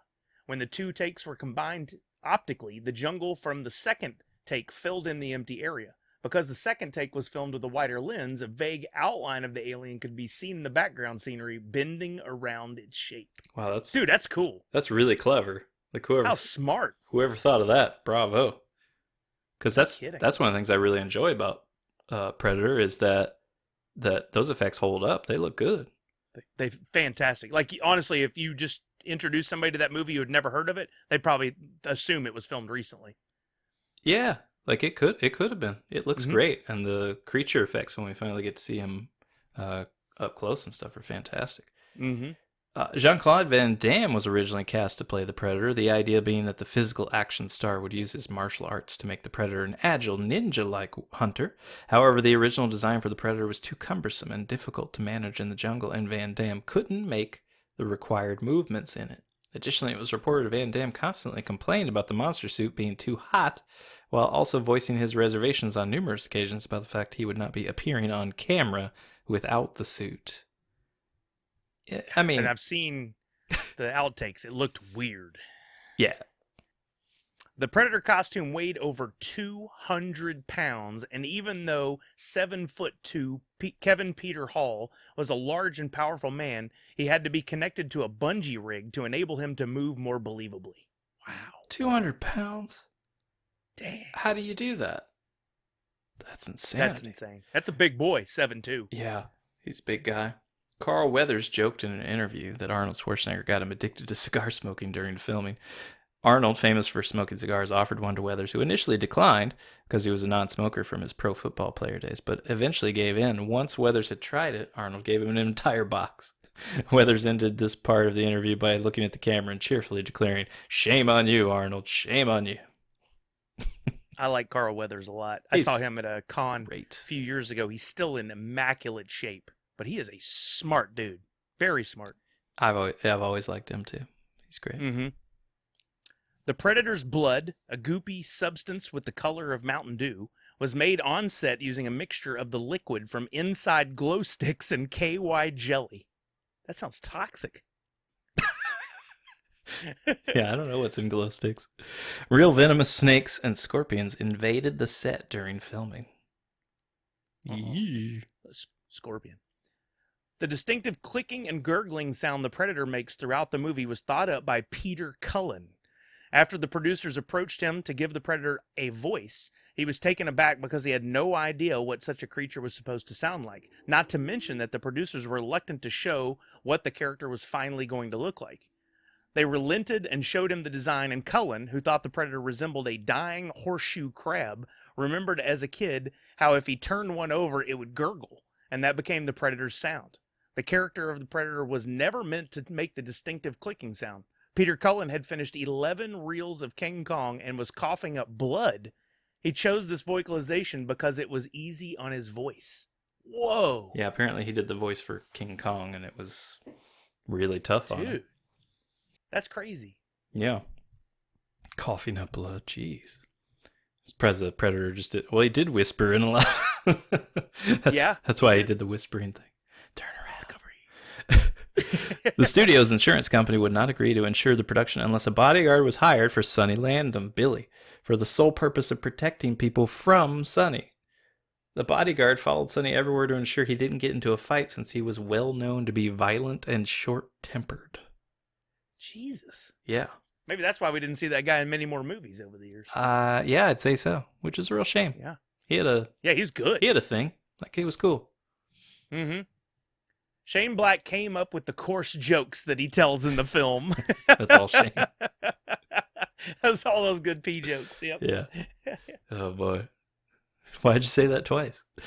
Kevin Peter Hall, the Predator, is also visible without his Predator suit and makeup towards the end as one of the helicopter rescue crew. I never knew that. Oh, interesting. I'll have to look for that next time. The weapon that Blaine, Jesse Ventura, is using is a minigun. This is a weapon most commonly mounted on the side of a helicopter, and many modifications had to be made to make it usable in the film. It was powered via an electrical cable hidden down the front of Blaine's trousers.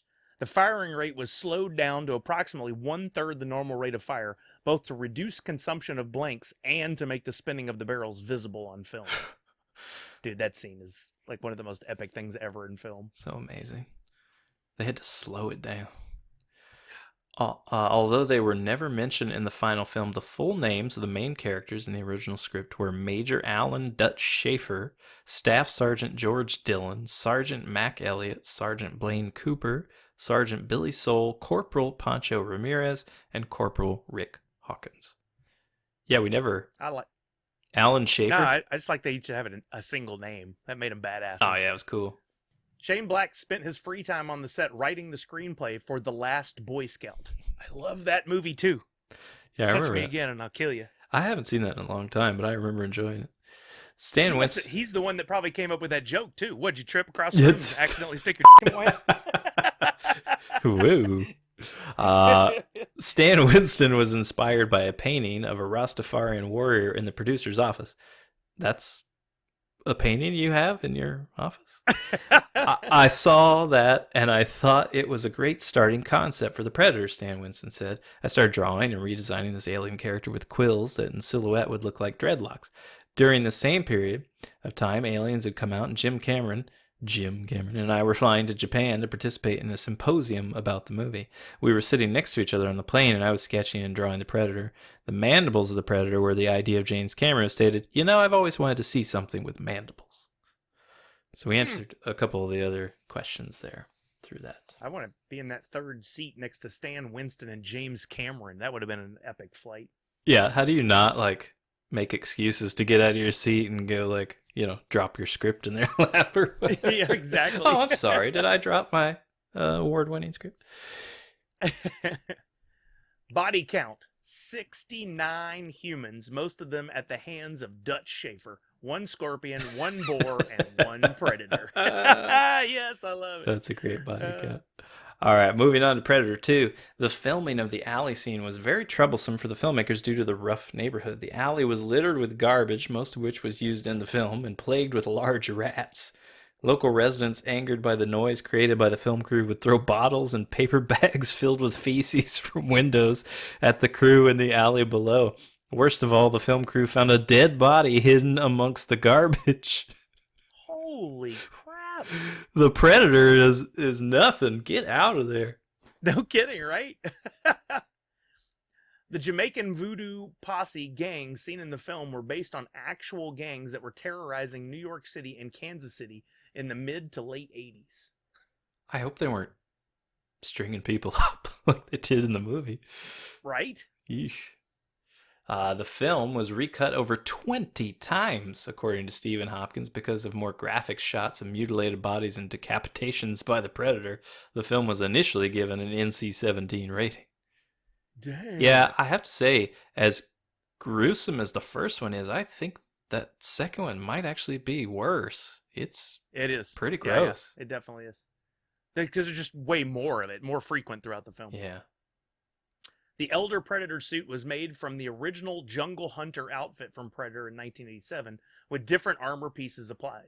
The Elder's head was likewise recycled from the Jungle Hunter's outfit and was modified with foam latex appliances to alter its appearance. According to special effects artist Shane Mahan, we changed the structure and look of it a bit and broke a tusk on it to make it look older. That's neat. So it could have been like that Predator's dad or something. Kept the budget down. That's why it was good so point. profitable. Good. Some of the Predator's sounds were recycled from the movie Tremors in 1990. Good. Another great film. Yeah. Elpidia Carrillo, who played Anna in the first film, has her name listed in the sequel's credits, yet doesn't seem to appear in the actual film. Look carefully during the scene inside Peter Keyes' mobile headquarters and you'll spot her. When Keyes, Gary Busey, describes how the creature activated a self-destruct device in Predator, you can briefly spot Anna on one of the video screens. Carrillo filmed a debriefing scene in which she talks to the camera and describes the events of the first film, but it was cut from the sequel. Interesting. See, that would have tied them together a little better. But maybe it just wasn't done well. That's all right. The sergeant, Steve Cahan, to whom Mike Harrigan, Danny Glover, briefly talks to at the beginning of the movie, played his boss, Captain Murphy, in all 4 Lethal Weapon movies. And I picked up on that What immediately. we just watch? We were watching Superman, the movie, and he's in there too. Another Richard Donner movie, right? So he really likes that guy. That's pretty cool. John Lithgow was Stephen Hopkins' first choice for Peter Keyes, but Joel Silver pushed for Gary Busey instead. Oh, man. Both would have been good. Yeah, I thought Gary did well in this. Yeah, he did. He did. It was a good role for him. And I like that they worked his son in 20 years later to another film. Yeah, that was cool. Keyes, Gary Busey, is the first character to ever use the word predator to refer to the creature on screen when he says, "We've prepared a trap for this predator." The word predators is also used by Isabel in Predators 2010, but she uses it to refer to the human characters in the film, not the predator creatures. It wasn't until The Predator in 2018 that the creature itself is referred to as Predator again. And I gotta jump back to the movie The Predator, the latest one, and they do a lot of nice nods to the original films. Like there's a scene where all the guys from the bus that break out Mhm. say, "Get to the choppers." Oh. It's motorcycles. Yeah, that's funny. And in there they talk about, they go like, "Yeah, we call them the predators," and she's like, "But they're not really predators. They're Right. hunters. It's Yeah. different." Like they totally question some of those things and make fun of it. And I Mhm. love that part of the film. The predators of the hunting party, not including the city hunter, are often referred to collectively as the lost predators because the suits used to depict them on film were literally lost after production was completed. Yeah, they're hanging in some star's closet. Lost. That's where they're at. Yeah. Yeah, exactly. Nothing goes lost. Yeah. I bet Baldwin has one. Oh, yeah. Among Grayback's trophies is a sword, dog tags, and a patch from the U.S. 2nd Infantry Division, which is on his left arm. I guess that's the same guy, I guess, that tossed the pistol. Yeah, because he had a bunch of stuff on him. Yeah, that's You right. could tell he was the collector of the group. Right. Bill Paxton is the first actor to be attacked by a T-800 Terminator, an alien, aliens, and a predator. Lance Henriksen is the second, being assaulted by a T-800 in the Terminator, the Alien Queen in Aliens, and by a predator in Alien vs. Predator.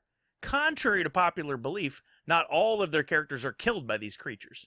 Paxton's character is only violently pushed away by the T-800 and abducted by the aliens. Henriksen's character is severely wounded by the Alien Queen and shot by the T-800, but neither is confirmed dead. That's too cool, though, that they appeared in all those films. Yeah, how great. So that is really cool. The writing on the antique flintlock pistol, we've been talking about this quite a bit, which one of the predators gives Harrigan in the end says, Raphael Adelini, 1715. A later Dark Horse comic tells the story of this character, making him a pirate who disappeared along with his crew in the Bermuda Triangle in 1718. This was also the subject of a potential sequel script written in the mid-90s that wasn't used when 20th Century Fox decided to go forward with the crossover Alien versus Predator. So we would have got it much sooner. And Predator sequels that went forward in time. I don't know. You think it would have done well then? I think it's very interesting, and I don't think necessarily that we won't get that at some point. I think it's such a key point to Predator 2, and if they ever decide to go back in time, it would tie together nicely, or at least have that weapon appear in multiple films. You don't necessarily have to go all the way back to 1715, but have that be a thing. That could be really cool. Well, I think maybe they should just do like a Predator Chronicles, like your TV show that you're talking about, where we don't have to worry about the burden of an entire film. You could just do a 30-minute thing where it's another Predator deal, and it's just a different time, and we can just kind of turn it into the same sort of cookie-cutter battle thing, and everybody would enjoy that. Or do something like they did with the Animatrix. You could even do it animated, which would be really interesting. Yeah, that'd be cool. Several short fan movies were made that were situated in the distant past, such as Predator Dark Ages in 2015 during the Crusades, and Predator Celtic Days 2017, which indeed took place in the 18th century and explained a possible origin of the gun. Oh, there you go. Too good. Yeah, but fan films, I don't think I think I've seen part of one of those. I don't remember, but I don't think I've seen both of them. I haven't seen either. Okay. Moving on to Predators. According to Nimrod Antal and Robert Rodriguez on the commentary and the script, the character Cuchillo was described as a guy who looks like Danny Trejo. When Danny Trejo heard this, he called Robert Rodriguez and said, "Hey, I heard there's a guy in the script for Predators who looks just like Danny Trejo, and guess what? I look just like Danny Trejo." I mean, it's not like Rodriguez and Trejo haven't worked together on so many projects over the years. Yeah, they've never worked. That's perfect. Danny Trejo sounds like a hoot, man. I watched one day somebody on Twitch on YouTube had a video where they interviewed Danny Trejo while the two of them were playing Animal Crossing, and apparently Danny Trejo's a huge fan, and so he ushered this guy around his island and kept pulling butterflies out of his pocket.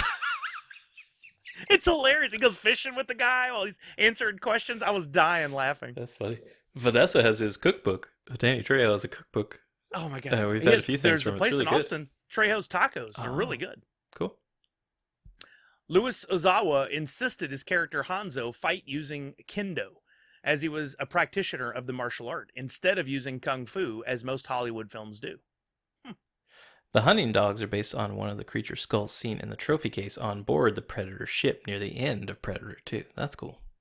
Yeah, it is. The original script contained cameo appearances by Dutch, Schwarzenegger, and Michael Harrigan, Danny Glover. the protagonists of the previous Predator films. However, these appearances were ultimately cut out. So Well, they yeah, were 'cause already the guys didn't agree to do it. They were already trying. They weren't cut out. They were never filmed. That's right. While filming a fight scene, Oleg Toktarov hit his face on a Steadicam camera and started bleeding. He insisted that filming continue to add effect to the scene. How very what was the? Wasn't Django? Yeah, it was Django. Oh right, yeah, where he cut his hand. Yeah, yeah, and just kept and finished the scene. Severe. Adrian Brody put on 25 pounds of muscle for this role. Yeah, he was pretty cut for that. When asked where he drew his inspiration for how to make a Predator film, Rodriguez responded he was inspired what to do from Predator and what not to do by Predator 2, Alien vs. Predator, and Alien vs. Predator Requiem. Furthermore, he added he drew no inspiration whatsoever from the Predator comics. Dang. Dog it. Wow, so just pooped on everybody else's work. Pretty much. Okay. Don't get me wrong, I like Rodriguez. I think he's pretty awesome, but that's kind of a crappy thing to say.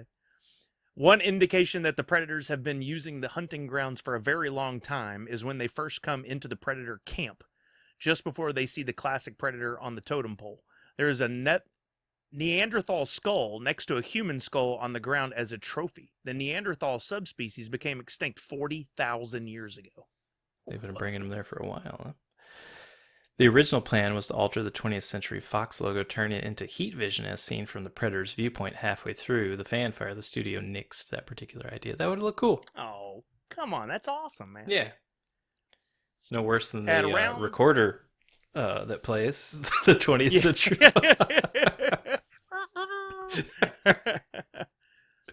At around 50 minutes, the insectoid alien that appears as an allusion to the original design of the Predator from the first film when it was played by Jean-Claude Van Damme. The creature was redesigned after Van Damme's departure to the current design. Yeah, that's cool. Yeah, I remember that thing. Yeah.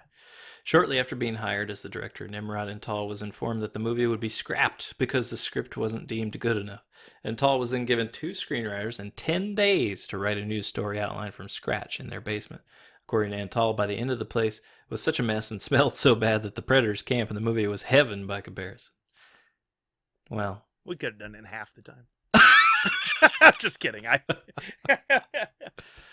Any serious sci-fi fan will recognize the lights in Nolan's hideout in the mining vehicle. They are the power gauges from the Krell laboratory in the 1956 movie Forbidden Planet. I did not notice. I didn't recognize them. I've seen that a long time ago, but I don't remember it. Did you? Yeah. The originally rejected script by Robert Rodriguez had the Predators riding motorbikes and drinking alien beer while watching matches in a Coliseum-like arena. This is what I mentioned earlier that I wrote my gladiator thing before this. There was a substantial role for Dutch Schwarzenegger from the first film, who had been captured and was forced to fight in the arena as a gladiator against predators and other alien creatures. Due to prohibitive costs and Schwarzenegger's term as governor of California, it was rewritten to feature captured soldiers dropped into an alien game reserve. Rodriguez then offered Schwarzenegger a cameo at the end, where Dutch, in full predator attire, emerges from a ship with several predators and praises the survivors for winning, but unfortunately Schwarzenegger couldn't commit. So he was going to be like a spectator of the games, sort of, at the end. That would have been cool. That would have been like when Vin Diesel appears at the end of Tokyo Drift. Okay. Had to work it in. Had to work it in. All right, now we move on to trivia from The Predator. Although no mention is made in the movie, the character Keyes, played by Jake Busey, is the son of Peter Keyes, the government official from Predator 2, who died during the hunt for the Predator. Peter Keyes was played by Gary Busey, who is Jake's father in real life as well. Yeah. When the Predator grabs its mask from the display case, the original Predator mask from the 1987 movie is briefly seen right next to it. Yeah, I think I spotted that. Saw some stuff in there. Uh-huh, for sure. The film was originally conceived as a reboot of Predator until Shane Black came aboard and confirmed he would be making a sequel instead, as he wanted to continue to explore the Predator mythology. He sure explored it. Arnold Schwarzenegger turned down the opportunity to return as Dutch. This marks the 4th time he declined the chance to reprise his role in the franchise. He was willing to make a cameo, but had no choice but to turn it down, as he had just been elected governor. Oh, shucks. He's got to do it. He's got to do another one. When Casey Brackett, Olivia Munn, first enters the lab and is examining the recovered Predator items. One of the shelves in the background contains the Xenomorph's tail spear from Alien vs. Predator. That was a pretty cool weapon she made. Yeah. The line that discusses the validity of the name The Predator, you talked about this, when referring to the creature was taken from a conversation that Olivia Munn had with her sister who studied science prior to filming. Good character So development. it was like a Nicely done. real pull in there. Ooh, Benicio del Toro was originally supposed to star in the lead role, but was replaced by Boyd Holbrook due to scheduling conflicts. Now that's what we should have gotten. That's exactly what I was talking about. That movie would have been great. I would have enjoyed this a lot more, yeah, with Benicio. Yes, no offense. I think Boyd Holbrook is probably a good actor. I haven't seen him in a whole lot else, but I just don't think he was a leading guy. Benicio is. He was in Logan, and I really liked him in that. Holbrook? Oh, yes. Yeah, he was great in that. Yeah. Supporting cast. Yes, but you're Like right. a real a-hole. Not a lead, though. According to reports from those involved in the film, leaked script and behind-the-scenes production stills, Shane Black's original cut of the film had almost a completely different third act, which took place during day instead of night, and included the loonies and the army joining up with newly arrived good predators, and then fighting with them against Upgrade and other predator hybrids, which he brought with him in his spaceship. And originally, the reason why Fugitive Predator was running from Upgrade is because he was trying to prevent him from stealing those hybrids back. That doesn't really... The movie's already complicated enough. Yeah, and you have to know the names of what they're referring to. I'm not really sure I understand what the loonies is, so I don't know, whatever. Yeah, that's interesting. All right, here we got a long behind-the-scenes one, but I'm anxious to see what this is all about. Following poor test screenings of original cut, the studio demanded big reshoots and changes to be made on the film, and especially the entire third act, like you just talked about. One of the demands they had for the new third act was to add more action because they thought the original was too talkative. This explains many plot holes, continuity mistakes, and bad editing problems the movie suffers from. Edward James Olmos, as a result, had all of his scenes cut out due to this, since his character, an army general who had a big role in the original third act and throughout the rest of the original cut, no longer fit the new reshot version of the film. And according to Olmos, his character was also cut out due to pacing issues and because the movie was too long. Shane Black's original cut was well over 2 hours long, so about 45 minutes had to be cut out of the film after test screenings. And that was before all the movie reshoots went through. Edward James Olmos was supposed to be in this? There's another big name that got cut. How do you cut Edward James Olmos? That is a travesty. Yeah, if anything... You should have fixed that. That's right. You keep that part and you refilm everything else. Correct. You went the wrong way, kids. Boyd Holbrook should be on the cutting. Well, I mean, that speaks to a lot. You know, we notice these things as an audience. Like, not a lot of people like this movie, and it was all over the place, and the reshoots did not help. Those demands are not always wise. I'd love to see the original cut, if there is one floating around that we could watch, because I bet you money that even though the studio said, I bet it's better than what we got.